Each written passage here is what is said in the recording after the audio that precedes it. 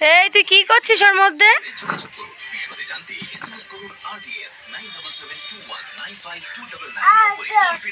বালতি নিয়ে কোথায় যাচ্ছিস? জামা কাপড় ধুতে?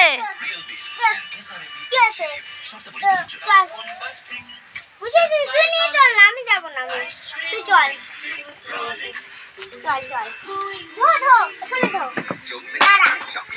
আমরা যাবো, গিয়ে ধোবো। রাখো ওখানে, কি করতে হয়? ধুতে হয় না, ধোও।